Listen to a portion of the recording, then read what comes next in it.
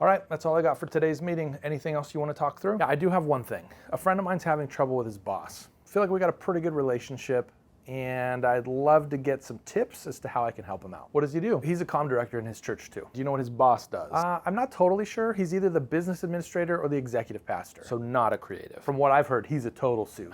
Okay. Have you heard of the 4 creative cores? Is it the processor that you guys used to use in your old computers? Wow. It's just too easy. If your friend is anything like you, I think I know why he's having trouble. Okay, wow. It's actually quite common for creatives and non-creatives to have trouble working together. I feel like that when I'm working with different ministry leaders. The 4 creative cores was created with that specific challenge in mind. Sounds awesome. How do they work? The idea is that every creative needs to be balanced across these 4 areas in order to be healthy and growing. The 4 areas are systems, skills, heart, and imagination. Can you unpack each one a little bit for me? Of course. First is systems. Creatives need systems in place in order to be able to create anything. So this is personal? I thought this was for work. Well, that's what I love so much about the 4 creative cores. They apply both personally and professionally. So let's say that you're doing design work as an individual creative. You're gonna need systems to manage deadlines, right?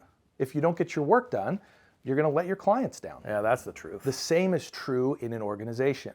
You need systems in place to make sure that all of the different projects are getting done. As a designer, I need personal systems in order to get anything done, but our organization also needs systems in order for people to work with me well. Is that right? Exactly. What about the other 3? Next, you have skills.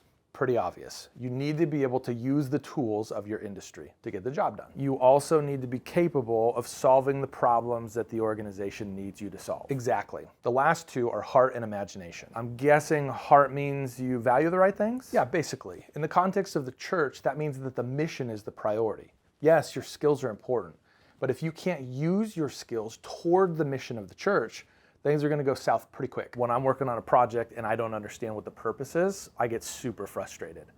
But usually when I understand the purpose, it totally changes the way I approach the project. Yep, that's it. You're applying it already. Well, that's good news. The last one is imagination. You need to be able to solve the problems that the organization is giving you to solve. So how does this help exactly? When you use the language of the 4 creative cores to frame these conversations, you're gonna be able to get on the same page very quickly.